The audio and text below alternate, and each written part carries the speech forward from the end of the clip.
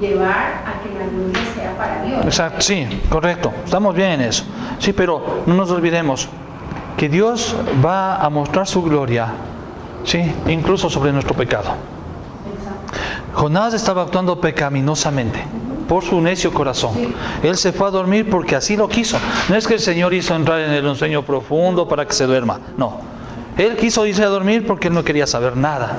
Pero Dios está sobre el pecado del hombre y utiliza incluso el pecado, ¿para qué? Para mostrar su gloria. Entonces Él mueve las circunstancias, ¿no?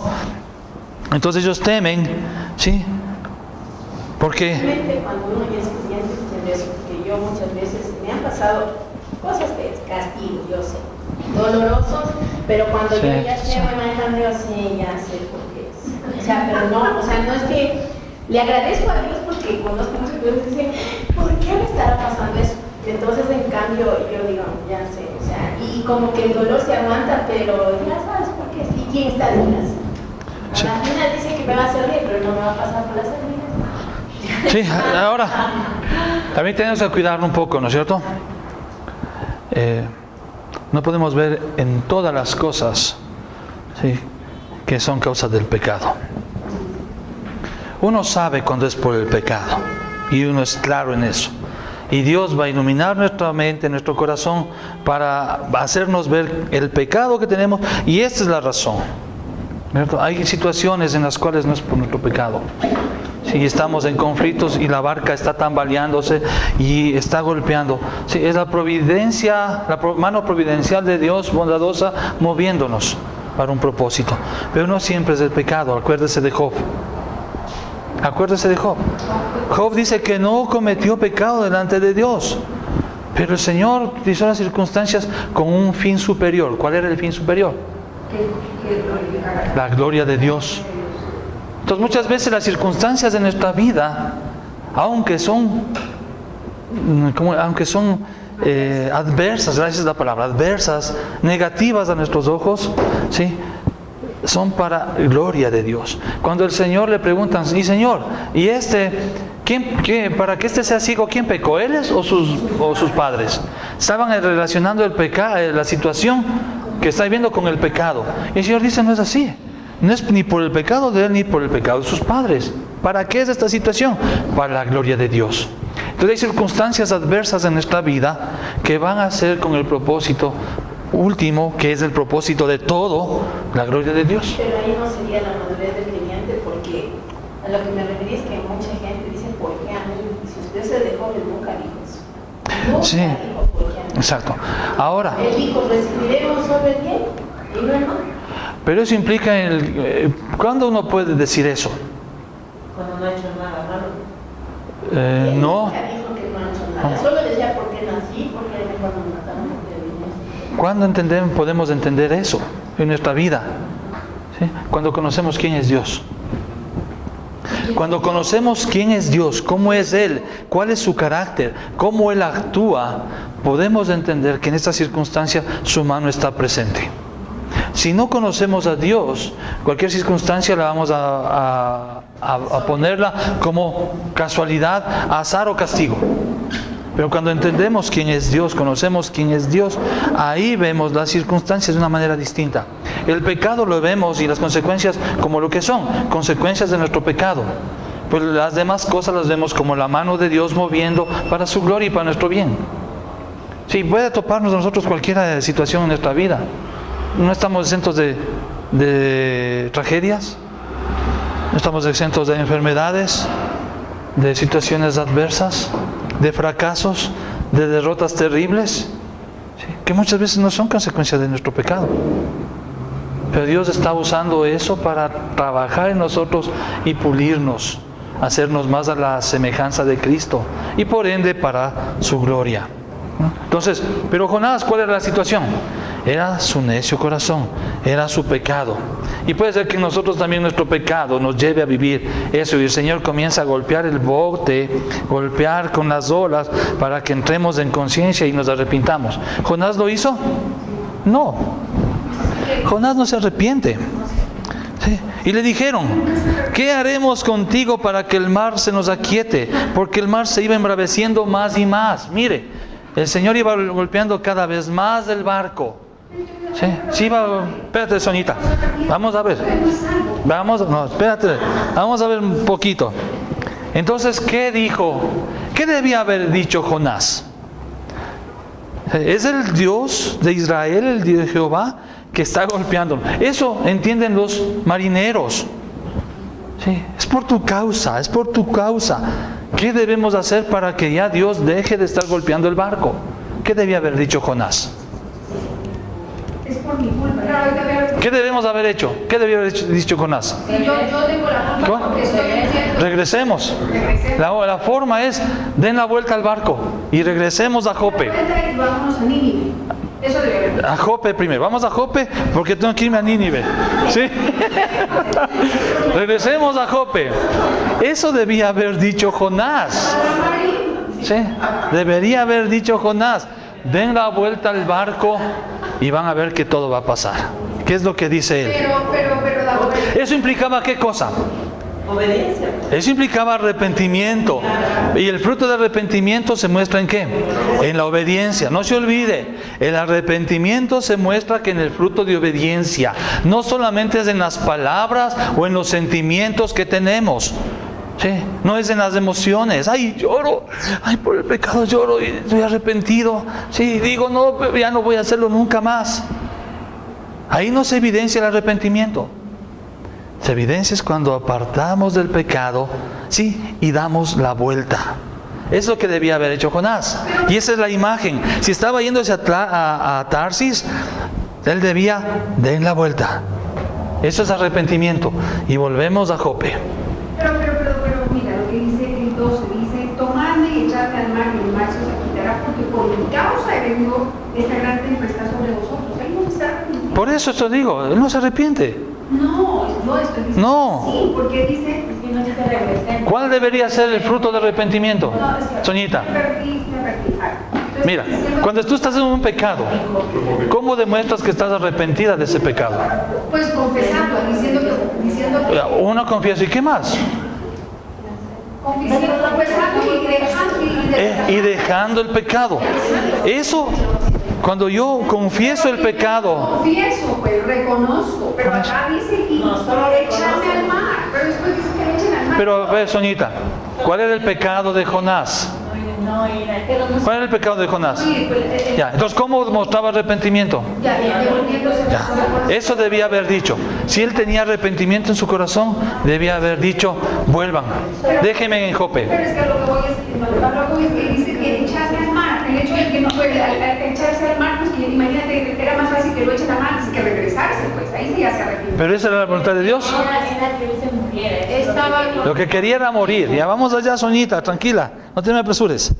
Y dijo, la respuesta de él es, tomadme y echadme al mar, y el mar se va a quietar, porque yo sé que por mi causa ha venido este gran mal sobre vosotros.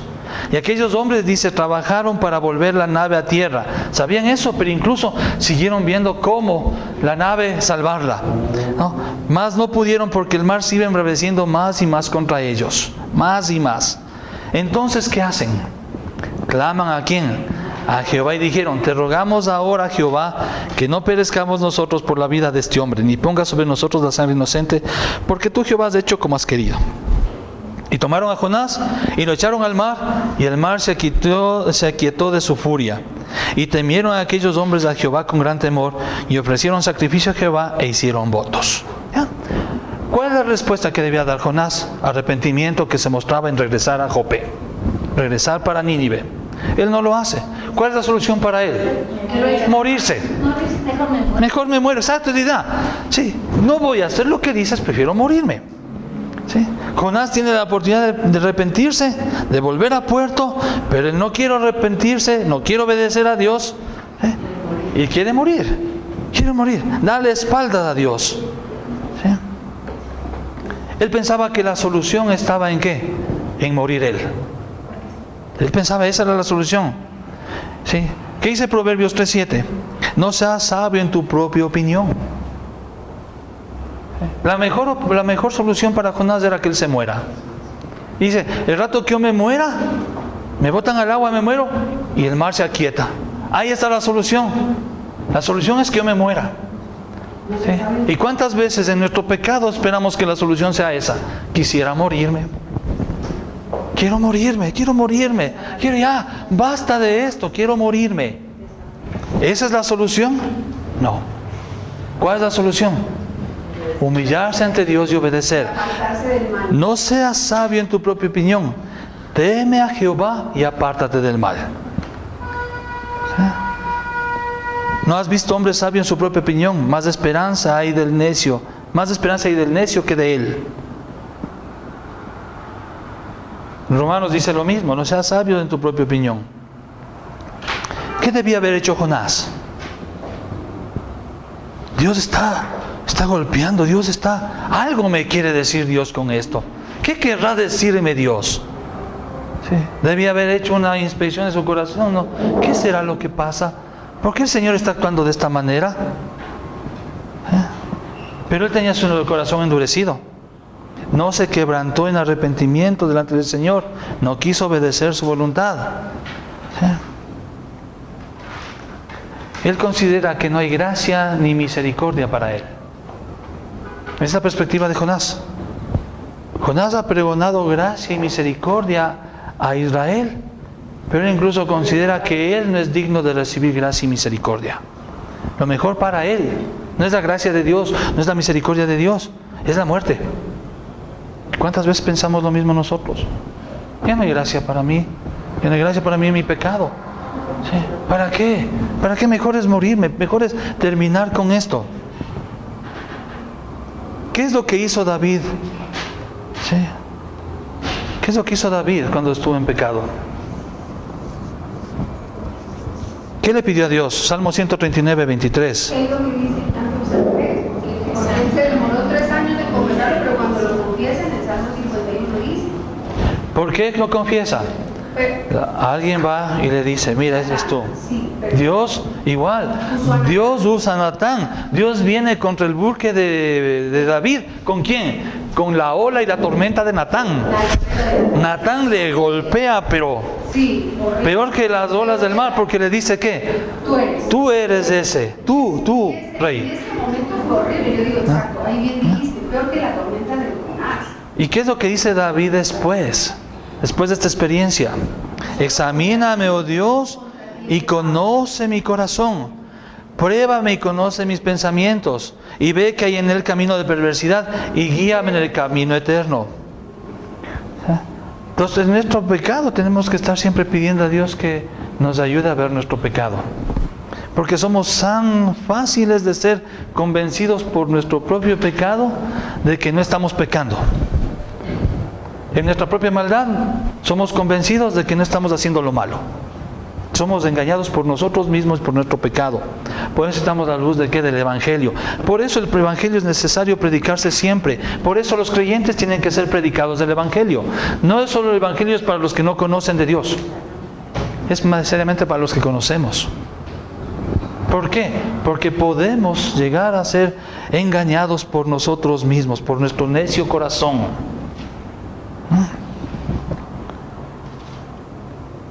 ¿Y qué es lo que hacen estos? Cogen y botan a Jonás. Y el rato que cae Jonás en el agua, calmó la tormenta inmediatamente, dice, en ese momento.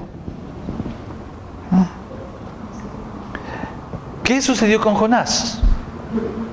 ¿Qué pasó con Jonás? Su sacrificio implicó ¿qué? La salvación de los... Él habló, ¿sí? Y creyeron, dice. Temieron al Dios. Y el rato que vieron que fue lanzado, fue sacrificado Jonás, ¿sí? ¿Qué hicieron los marineros? Temieron a aquellos hombres de Jehová con gran temor, ofrecieron sacrificio a Jehová e hicieron votos. ¿Sí? Claman a Dios, te rogamos Dios. ¿No?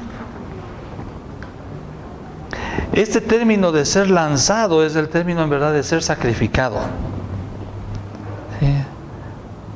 Levantadme y echadme al mar. Es interesante los términos que utiliza. Porque solamente hubiera dicho, lánceme al agua. Punto. Solo eso necesitaba decir. ¿Qué es lo que debemos hacer? Bótenme al mar. ¿Por qué tiene que decir levantadme y lanzadme al mar? Porque hay implicaciones ahí, ¿sí?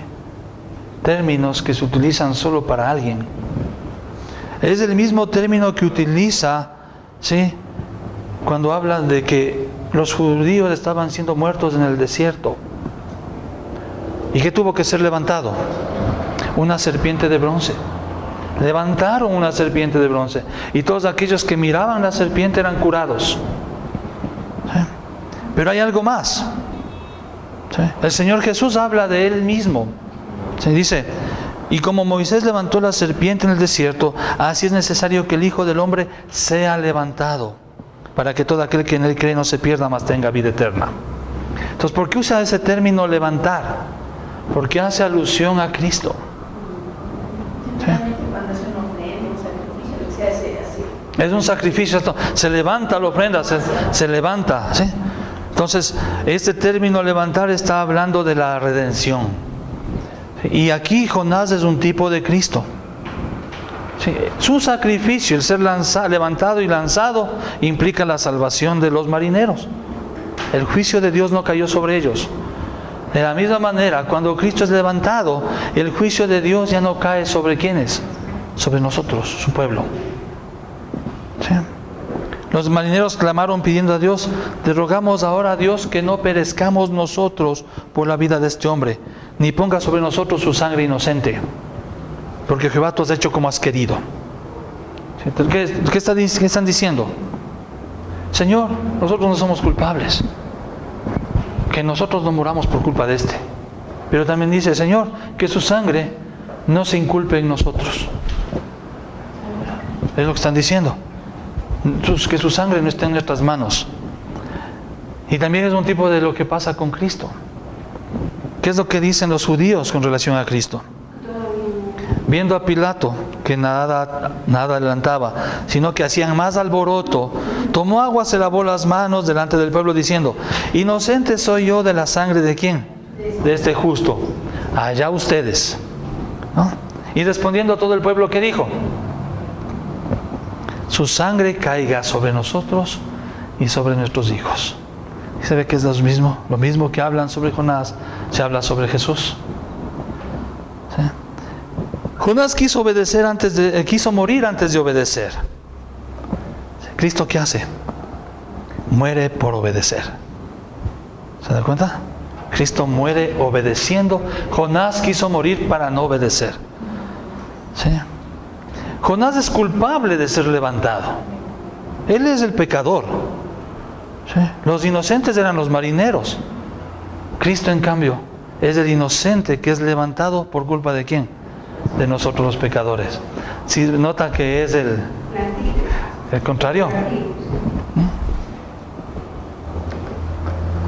Por mucho que hicieron los marineros para salvar a Jonás, ¿sí?, no pudieron. ¿Sí? Por mucho que hicieron salvar su vida, no pudieron. Por mucho que podamos hacer nosotros para salvar nuestras vidas, tampoco podemos hacer mucho. De hecho, no podemos hacer nada por salvarnos. ¿Sí? Tiene que ser levantado ¿quién? Cristo. Él tiene que ser levantado y muerto para que nosotros podamos, ¿sí?, ser salvados. Pero nosotros somos Jonás. Intentamos huir. Siempre intentamos huir de Dios. Huir y no hacer la voluntad de Dios. Si Dios nos llama ¿a qué? A no ser como Jonás. A no ser como Jonás. Sino volver, obedecer, regresar. A veces somos Jonás y a veces somos como los marineros también. Todo nuestro esfuerzo para, ¿sí?, refugiándonos en lo que podemos, ¿sí?, para dar un sentido a nuestra vida, ¿sí?, pero no entendemos que lo único que puede dar sentido a nuestra vida es ¿qué? El Señor que calma la tempestad de la barca, el que calma la tormenta. Así termina el capítulo 1. ¿Qué es lo que vemos en el capítulo 1? Un cristiano rebelde, un cristiano desobediente, que cree que puede jugar con Dios desobedeciendo su voluntad y haciendo la propia. Pero también vemos un Dios de amor, de misericordia, Sí, y un Dios de juicio que viene en pos de ¿quién? De este rebelde para transformarlo. Dios tranquilamente pudo haberlo fulminado de un rayo. ¿Sí? Tranquilamente pudo bajando a Jope resbalarse y desnucarse, ahí quedaba. Pero Dios no, Dios le deja. Él es lento para la ira y grande en misericordia. ¿Sí? Y Él amorosamente está trabajando con él. Permite que baje hasta lo más profundo, aunque todavía no llega a lo más profundo, pero tiene que irse al mar. ¿Sí? Pero Dios sigue trabajando en él, mostrándole misericordiosamente que está en pecado. ¿Sí? Dios, vemos a Dios soberano controlando todo. ¿Controla qué? El viaje, controla la tempestad, controla los vientos, controla los marineros, controla todo. Para hacer a Jonás que entre en razón. Y no va a quedarse con los brazos cruzados. Jonás tiene que experimentar, bajar hasta lo más profundo para levantar los ojos a Dios. ¿Sí? Pregunta sobre el capítulo 1. Cuando tú dices que Jonás va ¿cómo se llama? De mal en peor. Sí. Se va a Tarsis, y tú dices que va, no tú dices, la palabra dice que se va en barco, pero antes pasa una parte que pasa por tierra, ¿no? O sea, él no dice exactamente que tuvo. Baja a Jope. Ese es en tierra. Eso es en tierra. O sea, Sí. tuvo que bajar caminando. Y Aquí está Jope. Está en la orilla del mar. Aquí está Samaria. Y tiene que bajar así. Ajá, ahí, de ahí allá tuvo que caminar. Claro, tuvo que caminar. Un buen trecho. Sí, caminó posiblemente o fue en alguna carreta, en algo. Sí. Preguntas. ¿Qué de interesante en el capítulo 1? ¿Qué más ve usted?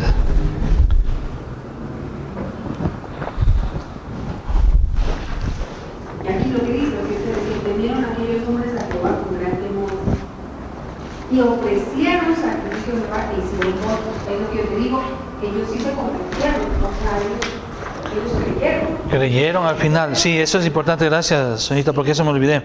Ellos creyeron. Sí.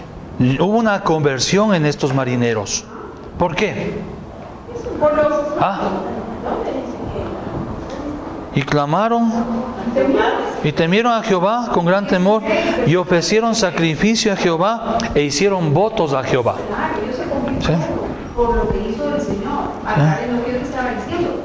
Dios usó todo en su soberanía también para que pasara todo esto y estos hombres se convirtieran. Y no se olvide, estos hombres eran paganos. Por eso lo que digo. Dios le envió a Nínive a hablar a un pueblo pagano y en el proceso el Señor le va mostrando que Jonás recibe gracia, pero también paganos reciben la gracia. Exacto.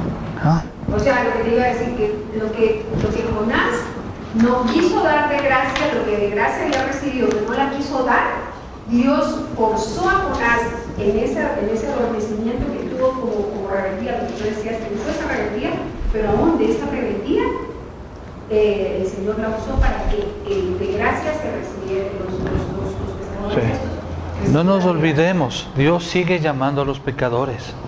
Y por ende Dios sigue llamándonos a nosotros siempre. Por eso predicamos la palabra. Si no, los cristianos ya no necesitarían que se predique el Evangelio. ¿Para qué? Ya no deberíamos ir a la iglesia, no congregarnos, ya estamos salvos, Él nos ha rescatado, listo. No, el Señor sigue incesantemente llamándonos a volver al camino. ¿Por qué? Nuestro rebelde corazón siempre va a buscar apartarse. Busca a Jehová mientras pueda ser hallado, llamadle en tanto que está cercano. Deje el impío su camino y el hombre inicuo sus pensamientos, y vuélvase a Jehová, el cual tendrá de él misericordia, y al Dios nuestro, el cual será amplio en perdonar. ¿Para quién es ese texto? ¿Para los que no tienen a Cristo? También es para los creyentes. Porque a veces actuamos impíamente, sí, inicuamente. Nuestros pensamientos, nuestras acciones no tienen nada que ver con Cristo, no tienen nada que ver con Dios. Por el contrario, tienen que ver con el reino de los infiernos, el reino de las tinieblas. Pero el Señor nos llama. Deje el impío su camino, vuélvase. Deja a Jonás el camino a Tarsis. Deja ese camino, vuélvete al camino a Nínive. Y así nos dice a nosotros. Deje el camino en el que estás andando. Vuélvete al camino que el Señor ha dicho. ¿No? Y no se olvide que te dice, desechado y despreciado y desechado entre los hombres, varón de dolores, experimentado en quebranto. Ciertamente Él llevó nuestra enfermedad y sufrió nuestros dolores, y nosotros le tuvimos por azotado, por herido de Dios y abatido. ¿Por qué fue el herido? Por nuestras rebeliones.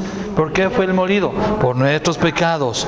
El castigo de nuestra paz sobre Él, y por sus llagas fuimos curados. Mire, todos nosotros nos descarriamos como ovejas, cada cual se apartó por su camino. Así somos, nos descarriamos. ¿Pero qué dice? ¿Sí? Pero Jehová cargó en Él el pecado de todos nosotros. Angustiado y afligido, no abrió su boca. ¿No? En nuestro apartarnos, en nuestro descarrío, ¿sí? El Señor es misericordioso. Él pagó ese descarrío. Por eso nos invita a volvernos. Si no nos manda un fuego consumidor, no nos destroza en ese momento, sino que amorosamente nos invita, vuelve, arrepiéntete, regresa. ¿Sí? Y ahora entramos al capítulo 2 de Jonás. ¿Sí? ¿Se acuerda qué es lo que vimos de Jonás? ¿Sí? El capítulo 2, ¿en dónde se encuentra Jonás? ¿Sí? Pero antes de entrar al capítulo 2, aquí hay una división que lastimosamente no es inspirada. ¿Sí? Cuando dividieron en capítulos y en versículos, aquí hicieron una mala división. No se olvide, los versículos y los capítulos no son inspirados, el texto era de corrido. Esto lo hicieron posteriormente. ¿Para qué? Intentando ubicar porciones completas de pensamiento, ¿no es cierto? Pero en algunos casos, y aquí es uno de esos casos, el último versículo del capítulo 1, es decir, el versículo 17, ¿sí? Debía estar unido al capítulo 2. El capítulo 2 debería iniciar en el versículo 17 del capítulo 1. Pero, y aquí viene otra vez el pero, ¿se da cuenta? ¿De qué dicen? Bótenme. Entonces, es la decisión de Jonás. Bótenme al mar y todo va a pasar. Obedecen, cogen y botan. Pero esa era la perspectiva de Jonás. Voy a morirme. La solución es que yo me muera. ¿Sí? ¿Y qué dice? Pero Jehová. Similar a qué versículo. Cuando Jonás se sube en el barco de rumbo a Tarsis, contento, feliz, pero Jehová tenía, ¿sí?, una tormenta ahí preparada. Ahora Jonás tranquilo en el agua dice, ya voy a morirme, al fin se acabó todo. Pero Jehová mueve ¿a quién? Pero Jehová tenía preparado un gran pez que tragase a Jonás, y estuvo Jonás en el vientre del pez 3 días y 3 noches. Entonces oró Jonás a Jehová su Dios desde el vientre del pez y dijo, invoqué en mi angustia a Jehová y él me oyó.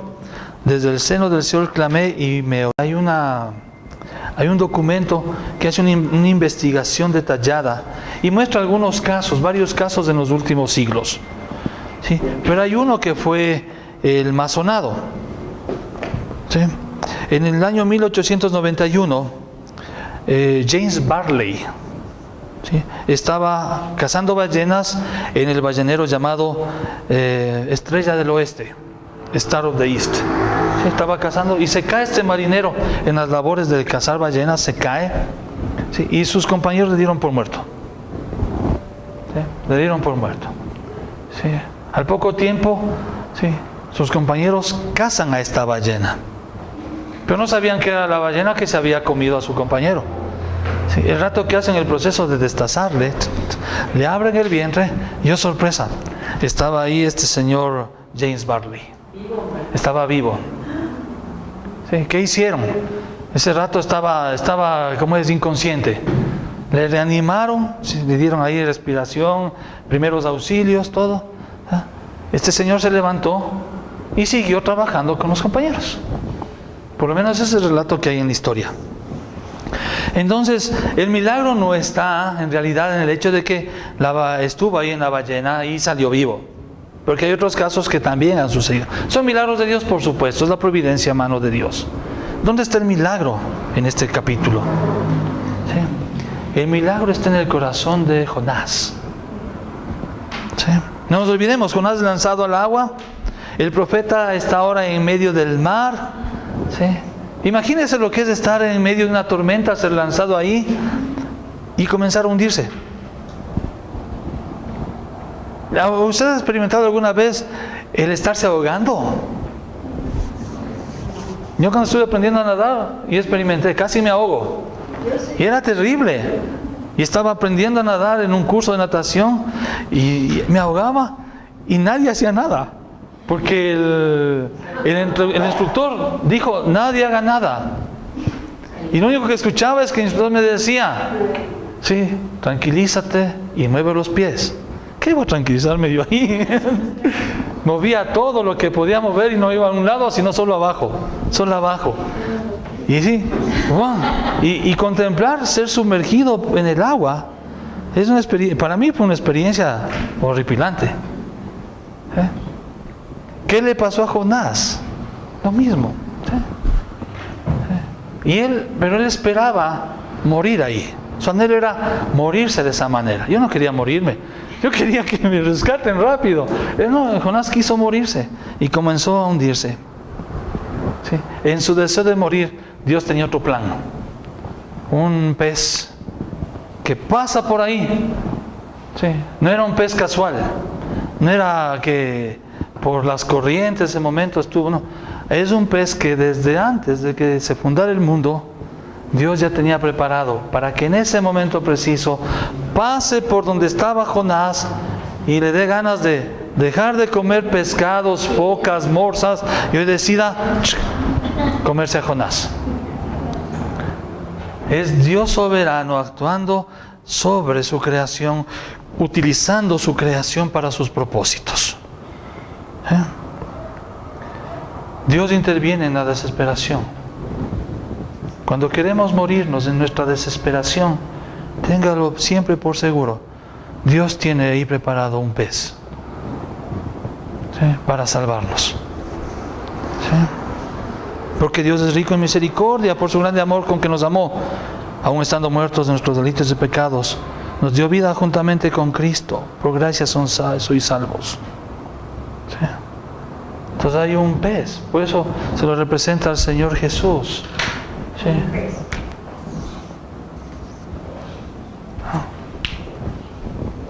Así como Jonás fue rescatado de la muerte, de la angustia que él tenía por un pez, de la misma manera nosotros de nuestra angustia, en nuestro pecado, somos rescatados por el Ixoe. Jesús Nazareno, Rey de los judíos, o mejor dicho, Jesús, Cristo, Hijo de Dios, Redentor. O sea que asociando a eso es que a los cristianos tienen siempre. Es asociando a eso y pensé que era cuando dio de comer ya vamos a ver, ¿no se acuerda? Uno de los dioses paganos era el dios pez. Sí, el que vimos, sí. Era Dagón, el dios pez. ¿Sí? Pero Dios utiliza, ¿sí? Me escucho, hay un Dios que es el Dios verdadero, ¿sí?, que se lo representa como un pez. ¿Por qué el pez? Porque es las iniciales del Ixoe, ¿sí?, que son las palabras griegas para Jesús, Jesús, Cristo, Dios. Si no estoy equivocado es así, el Ixoe. Jesús, Cristo, Dios, Hijo, Salvador, Redentor. Entonces con los creyentes, no, es en griego. No recuerdo bien la otra letra cuál es. ¿Sí? Pero lo que decía es, los creyentes cuando no podían, ¿sí?, y más luego les veo cuáles las letras correctas. Cuando no podían comunicarse y decir yo soy cristiano, Sí, dice que la tradición cuenta que dibujaban algo así en el camino. Entonces el que era otro cristiano completaba y se identificaban, somos cristianos.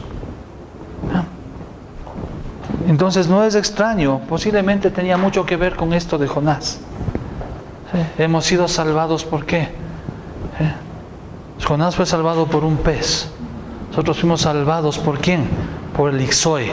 Ixoe quiere decir pez en griego, pero son las iniciales de los títulos de Cristo. Jesús Cristo, Hijo de Dios, Salvador. Ese es el término, ¿no?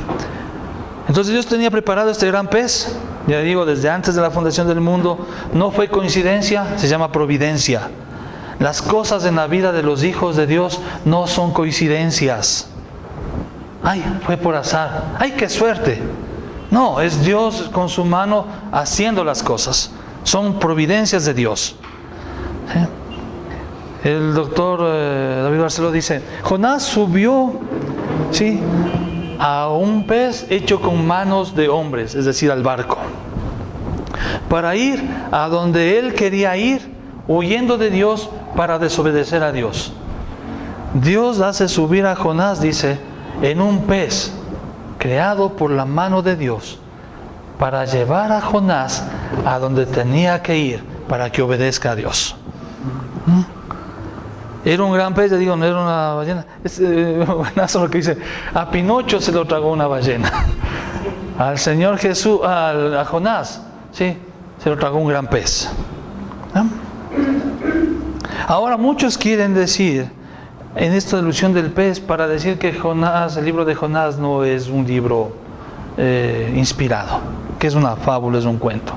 Porque científicamente quieren demostrar que es imposible que haya un pez que coma algo, que se traiga un hombre y que este hombre quede vivo. Eso podemos, ¿sí? Esto podemos obviar. El doctor David Barth dice, quien cuestiona que Dios haya preparado un pez para Jonás, cuestiona al Dios revelado en la Biblia. Porque el que ponga un pez y salve a Jonás de esa manera, no es nada para lo que él ha hecho. ¿Sí? Él creó los peces, Él creó los cielos, creó el universo. ¿Sí? O sea, no es el problema del pez, el problema es el corazón de los hombres. El Dios que creó los cielos y la tierra puede poner a un pez que traiga un hombre y que el hombre no se muera. Sí, pero no quieren los hombres reconocer al Dios creador del universo. Ahí está el problema, no está el problema en el pez, está en el corazón de los hombres que no quieren creer el mensaje. ¿Sí? Dios es el Señor de la creación y hasta este pez le obedece. ¿Sí?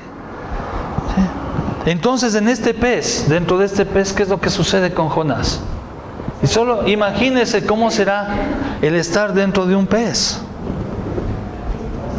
¿Oliendo a qué? A pescado. Y a pescado podrido. Sí, de pescado. No se olvide, los peces grandes comen a los peces pequeños. Entonces eso huele a pescado, pero pescado en descomposición. Imagínense. Sí, imagínense cómo sería eso. Tiene incomodidad para el pobre pez, digo yo. Ya vamos a ver después si hay una incomodidad para el pez. Pero ahorita, en este momento, no se olvide, estuvo 3 días en el pez. Pobrecito el pez de Dios, imagínate, un cuerpo extrañísimo. Sí, vamos a ver, al final vemos que es un cuerpo extraño que está ahí. Pero ¿cómo experimentó Jonás ahí? Imagínese, totalmente oscuro, respirando un olor feo, ¿sí?, sin poder ver nada. De pronto ahí, topando, ¿sí?, topando cosas extrañas, cosas ahí flotando. Imagínese cómo fue esa experiencia. Que los peces grandes tragan todo entero. O sea, Claro, exacto. Sí. Ahí imagínese envuelto en el jugo gástrico, en todas las cosas. ¿Cómo debe haber sido esa experiencia? Jonás la asemeja con ¿qué? Descendí ¿a dónde? Al Seol. Para él eso era estar en una tumba. Sí. Imagínense lo que será estar en una tumba. Era finalmente lo que él quería, Sí. Lo que él quería, sí. Imagínense eso como estar en una tumba. ¿Se ha metido usted alguna vez en un nicho? no. ¿Se metió alguna vez? Los baños de Japón. ¿Ah? Los baños de Japón. En un cementerio, tal vez se metió alguna vez en un hueco de esos que tienen ahí. Yo sí me metí alguna vez de chiquito jugando. Sí. Estando el nicho sin cerrarse, es una experiencia horrible. Es feísimo estar ahí. Sí, y ponerse a pensar cerrado eso, en total oscuridad. Sí. Solo el hecho de estar en oscuras y encerrado, horrible. Sí. Póngase a pensar, sí, con el resto de cosas ahí. Eso experimentó Jonás, dice, sí, estoy en la misma tumba. El Seol, no se olvide, el Seol no es el infierno. El Seol es la tumba, es el lugar de los muertos. Es la oscuridad en la que reposan los cuerpos de los muertos. Ahí es donde estaba Jonás. ¿Sí? Jonás, el hijo pródigo del Antiguo Testamento.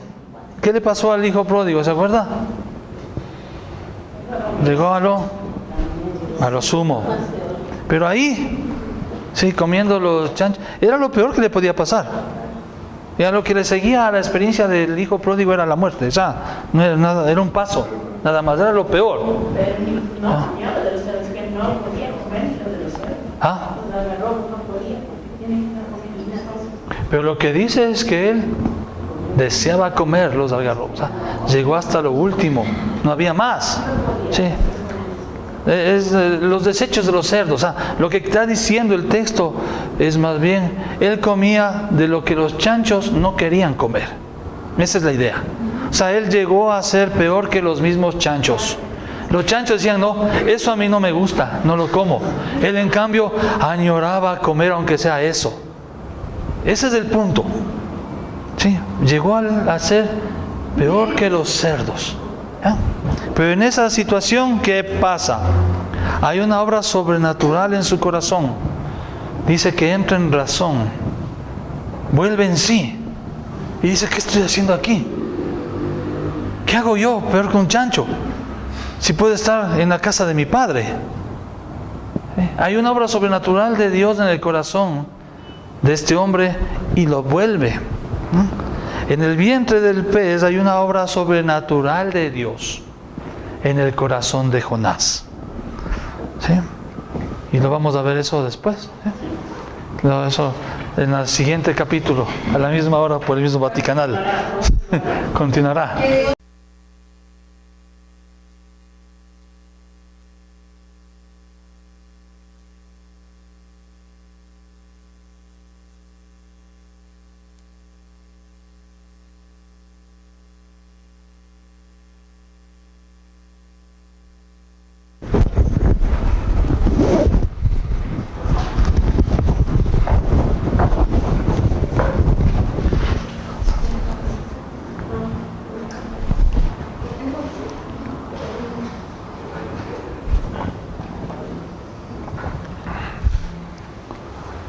Habíamos quedado en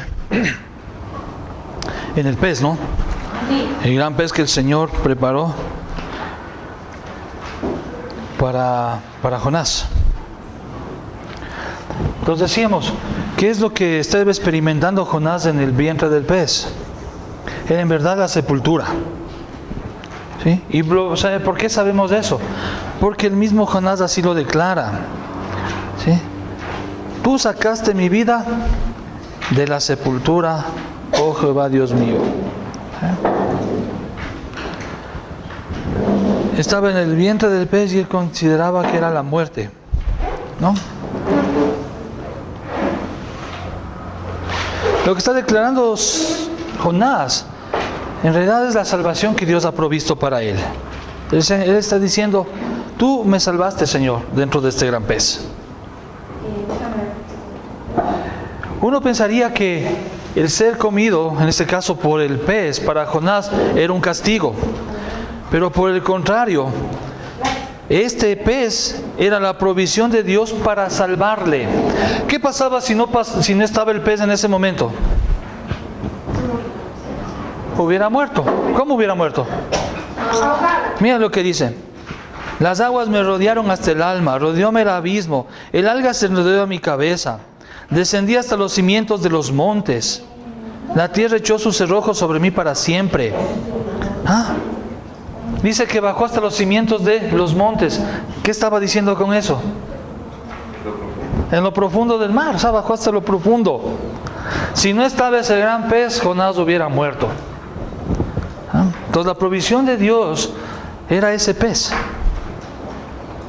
El vientre del pez es la salvación. Así como el Señor hizo la provisión de una nave en la cual estuvieron Noé y su familia, de la misma manera Dios hace la provisión de este pez, una nave en la cual está Jonás, y lo salva de la muerte. Y dentro de este pez Jonás canta. Este capítulo 2 en realidad es un salmo que Jonás eleva hacia Dios. Es un cántico de Jonás.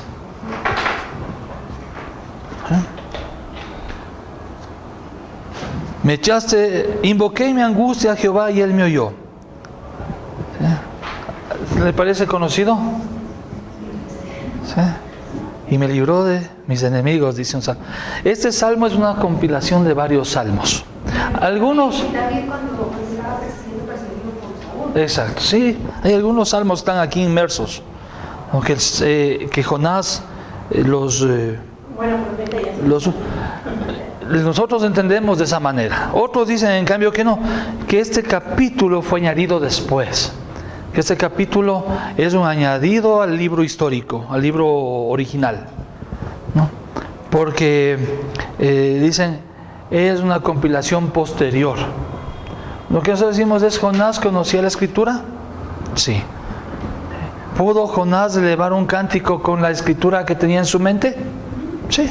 Por eso es importante memorizar la escritura, memorizar la palabra, ¿no? Tenemos esa responsabilidad. A los niños judíos, no sé si hasta ahora, pero por lo menos en la época de la Biblia, se les enseñaba hasta los 8 años, ¿qué es? Debían saber todo la Torá, el Pentateuco de memoria, ¿sí? ¿Para qué? No tenían más que enseñarles, ¿no es cierto?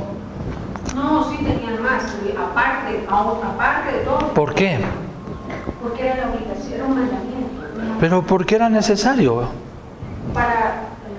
En la Torá está la revelación de Dios para el caminar del pueblo, está la Torá, está la ley. Entonces esos niños que tienen la Torá en su mente, ¿sí? La idea es que van a caminar en función de esa Torá, en función de esa ley, ¿no? Ahora, nosotros tenemos la palabra y deberíamos anhelar a guardar la palabra en nuestro corazón, ¿sí? Ahora con esto de la tecnología, con esto de... antes había que memorizar porque no habían escritos. En el tiempo del Antiguo Testamento memorizaban porque era difícil tener copias. Para hacer una copia de un texto bíblico era un proceso y no podía hacerlo cualquiera. Ahora en cambio tenemos el celular, sí, tenemos en los celulares, tenemos en las tablets, en las computadoras. Sí. Exacto, por eso ya no lo tenemos en la cabeza. Acuérdese, ¿cuál es el número telefónico de la casa de su mami, o de su papi, o de su primo? ¿Se acuerda? No, ya no. Hasta hace unos 8 años atrás sabíamos de memoria el teléfono de mi mami, de mi papi, Ahora ya no. ¿Ahora qué hacemos? Espérate, no sé. Ni el mío me acuerdo. Ni el mío de mi casa me acuerdo. ¿Por qué? Porque ahora el inteligente es este. Ya no soy yo, es el inteligente aquí. Entonces ahí está la importancia de la memorización de la escritura.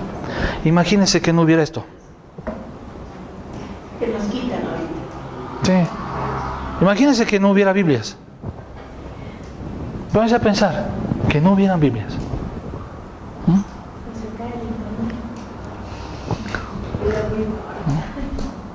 Entonces, Jonás canta. ¿En dónde? En el vientre del gran pez canta un salmo. ¿A quién se le asemeja? ¿Quién cantó también en un momento difícil? David, ya. ¿Quién más? Pablo y Silas. Pablo y Silas. Ana también cantó cuando... Sí, pero bueno, pero no fue en el momento difícil.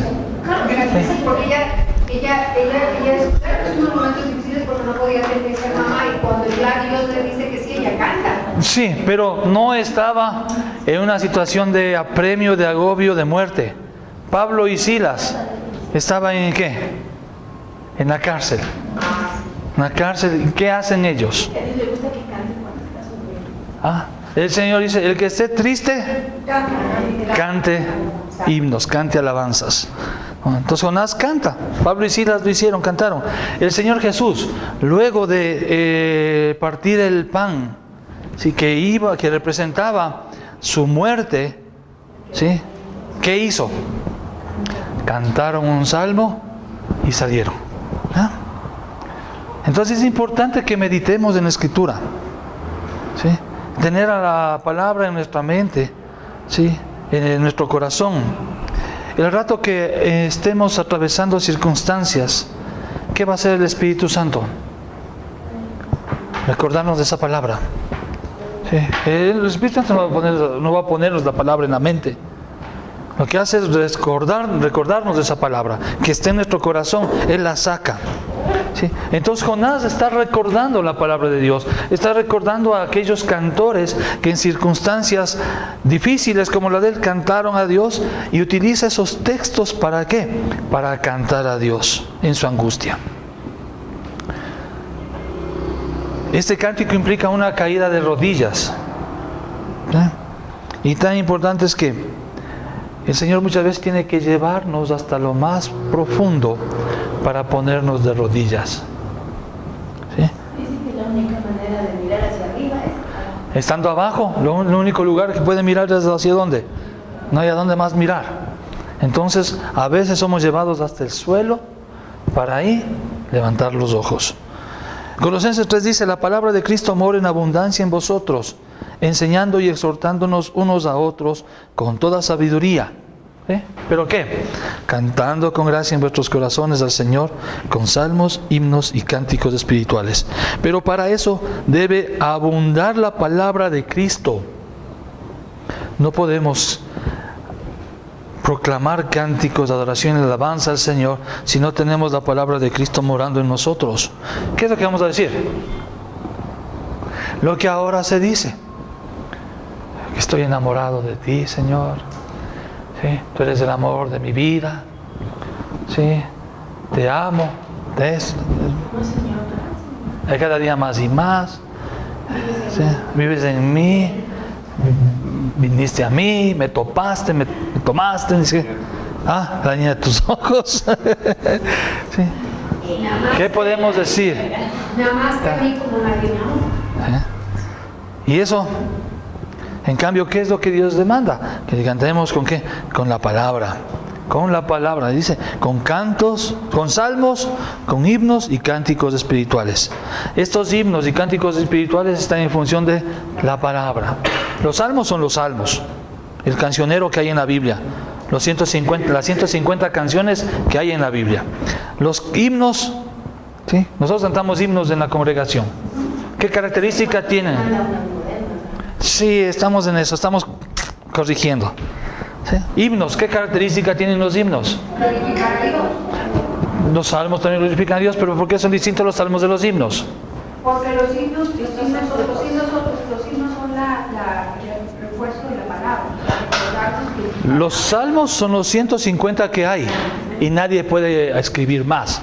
Si ahora existe un salmista es una mentira, porque solo hay 150 salmos que ya fueron escritos. Ahora hay himnos que son creaciones de los hombres en función de ¿qué? De la palabra de Dios. O sea, un himno, y usted puede notar cuando cantamos himnos en la congregación, las estrofas son bíblicas, son teológicas. Cuando apaga el Y la cuestión es la tecnología que hace que nos olvidemos, ¿no? ¿Y los cánticos espirituales? ¿Cuáles son los cánticos? ¿Cuáles son los cánticos espirituales? Son proclamaciones que surgen en ese momento en función de la palabra. ¿Sí? Por ejemplo, queremos cantar ahora. ¿Sí? Construyamos un cántico. Oh Jehová de los ejércitos, te adoramos porque tú libertaste a tu pueblo. Podemos, en función de la Escritura, levantar un cántico. Es un cántico espiritual. ¿Sí? Entonces son distintos. ¿Sí ve? Salmos 250, himnos son cánticos específicos con una métrica, como nosotros tenemos, y los cánticos espirituales que pueden ser creaciones espontáneas del momento. ¿Sí? En ese momento surgen por obra del Espíritu Santo y la palabra en nosotros. Entonces, que la palabra llene nuestros corazones para que el Señor la traiga por su Espíritu a nuestra mente, ¿sí? Y a nuestra lengua. ¿Cómo puedo compartir del Evangelio si no está la palabra en mi mente? Espérate un ratito, déjame ver. ¿En dónde era? Espérate, aguanta otro rato. Por aquí era, espérate, por aquí era. ¿Dónde hablaba? ¿Se da cuenta? Sí, exacto. En esa circunstancia él compuso un cántico espiritual que se le conoce como un himno, como un salmo, porque tiene muchos salmos en sí, ¿no? En el fuego de la tribulación, en el fuego de la prueba, ¿sí? Aquí, ¿qué es lo que brilla? ¿Qué reconoce con las pruebas y las dificultades que está atravesando? Que Dios las envió. Y aquí es lo que te quería decir, Sonita. Dios envió esa situación para Jonás. Veamos lo que dice. Versículo 3. Me echaste a lo profundo, en medio de los mares, y me rodeó la corriente. Todas tus ondas y tus olas pasaron sobre mí. ¿Sí? ¿Qué está diciendo? Tú, Señor, me pusiste aquí. El Señor lo puso en esa circunstancia. Me echaste en lo profundo, en medio de los mares. ¿Sí? Jonás declara que la situación que está viviendo, Dios la puso ahí. ¿Para qué?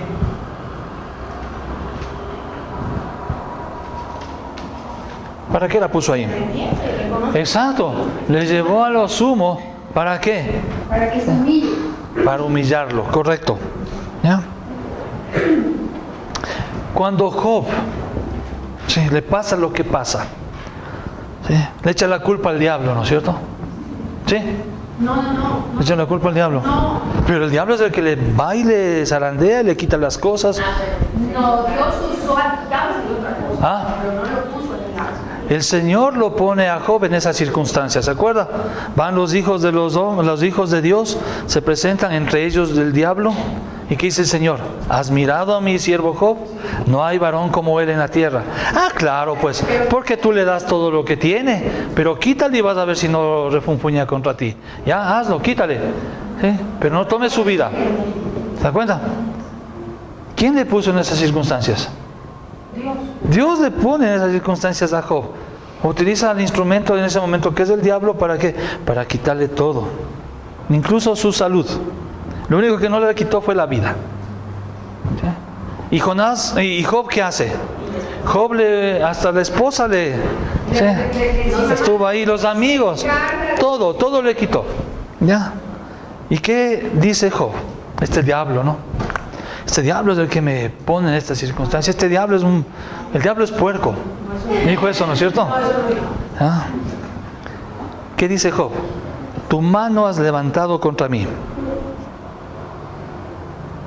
¿Es lo que dice Job? Es lo mismo que dice cuando a David lo insultaban y el otro dijo, deja que le arranque la cabeza cuando huía del hijo. Y él dijo, no, si este habla es porque el Señor lo ha puesto. Él no dice, los marineros me lanzaron.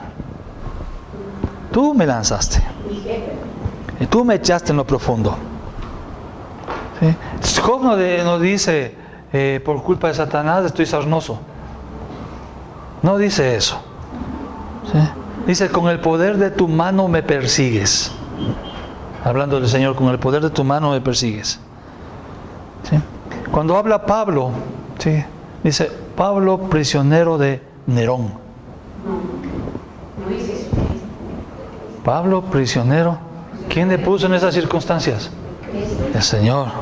¿Sí? podemos ver que la adoración de muchos enfermos en los hospitales está mal, porque se sientan y dicen, ya Dios lo castigó. Sí. Pues, nunca dicen, Señor, tú tienes aquí, ¿sabes? La perspectiva del creyente tiene que ser, Dios es el soberano, Dios es el que nos pone en las circunstancias. No es el azar de Él, no es la casualidad, es la voluntad.